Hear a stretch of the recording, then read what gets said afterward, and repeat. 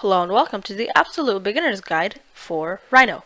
In this episode, we will be going over viewports. Viewports are basically different cameras pointing towards your project. So first let's start out with the top viewport. The top viewport is basically a bird's eye view, and we do most of the tracing stuff in the top viewport.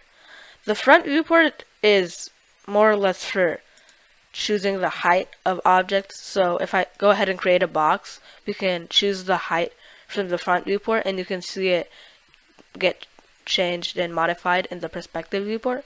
So the front viewport is basically for height, and then the right viewport does more or less the same thing as the front viewport, but then if you have a specific object that you're trying to make that has a different right side than a front side, then I could find the right viewport being pretty helpful, but I don't really use it that much, so it's not really that important. And then perspective viewport is basically all of those combined together, so you can make front, bottom, top, left, right, and you can zoom out, and you can get really creative with the perspective viewport. So the reason that I called